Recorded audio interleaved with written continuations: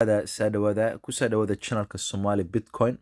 Channelkan waxaan ka wada hadlaynaa xagga cryptocurrency-gu iyo Bitcoin-ka maraya maalin kasta. Channelkan waxaa lagu talagalay dadka af Soomaaliya ku hadla adduunka meel kasta ay joogaan. Haddaad channelka ku cusub tahay, like iyo subscribe taabo si qofka lagu faa'iidaysan karo. Maalin kastana video cusub aan soo duubnaa. Aad iyo aad ba mahadsantidiin. Crypto news waxaa ku leedahay Bitcoin is starting for a new rally. Rally waxa weeye qofku markay wax doonayaan inay bilaabaan wax si tartan oo kala maaragtay marka hadanayno start Bitcoin and Ethereum hold ground follow rally. Marka rally waxa doonayaan inay tartamaan inay push gareeyaan maaragtay xagga marayaan imkana dee Bitcoin maaragtaan uu saafiranaya sidii wiigayaasha hore maaha wiig kasta waxba kordhiya marka waa taabal waan ku soo noqonnaa warkan balan chatkeena maantana marka waa kan waan ka arkaa maanta maalin kale hadda channelka cusubtan like iyo subscribe taabta si qofka laga faa'iideysto maalin kasta video cusub aan soo duubna marka waan ka arkaa maanta Bitcoin halku marayo marka wada aragtan waa steady wax saagu waa lagu soo kordhin laakiin waxa ugu fiican ugu muhiim hoos mu dhicin marka waxa aragtaan inuu haysto imika uu standing is ground waxa lagu jeedaa meeshiisu haysta ma dhacayo marka taasna wax fiican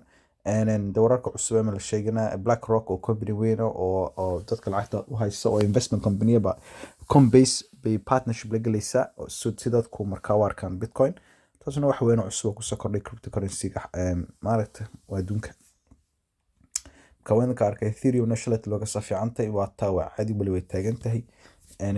waa yara kacdi baa lagu leeyahay laakiin wax saamay keenay laakiin dee waa it's holding its ground maaragtay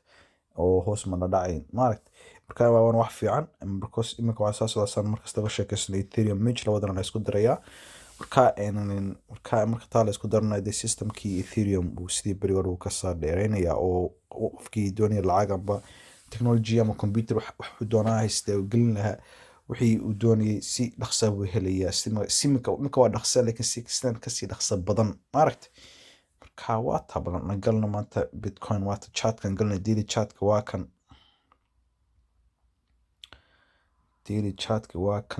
waqti bay kala qaadatay marka chatkii imka waa kan waan kan arka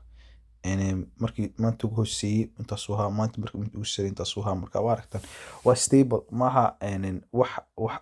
wax sawaalan uma kordhiyaan laakiin waa stable inta ground intaas soo haysta wuu silaashanaya waana wax fiican because waxa taa ka daranayso mar dhacay mar hoos dhacay maaragtay laakiin kan news fiican waxa ay wiiga soo socday inuu si fiican u kici doonaan waxa isla wiiga soo socday gaari weyn 22,000 oo pound gaariya oo meelaha 25,000 oo dollar busbaas la gaariya wiig taa bil kasta taa kadibna waxa isla horon buu kacaya maaragtay waata ku noqon newski meeshii warka ahayd aan ku noqon wada akhrin hadana waxa lagu leeyahay Bitcoin price waa intaas weeyay bal 23,000 oo dollar bal weeyay 500 laakiin waa resistance wuu silaashanaya laakiin saan filayno intaas waa dollar markay pound noqoto meelaha waa 8 pound kuna pound arkin markii la weyto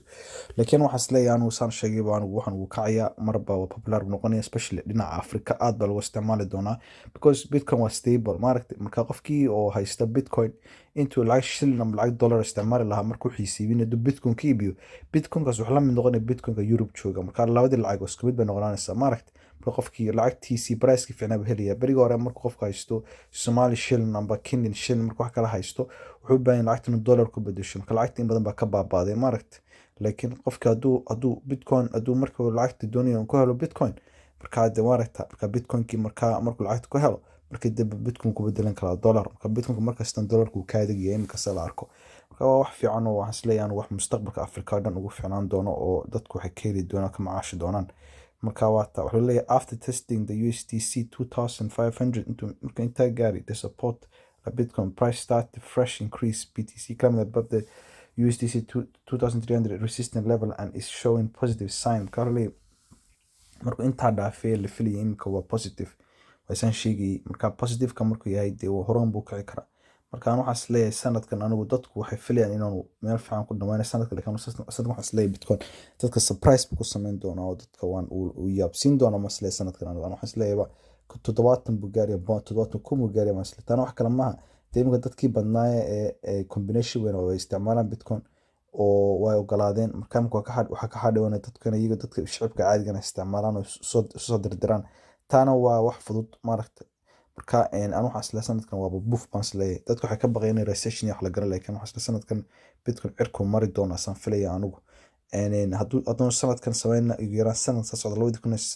2023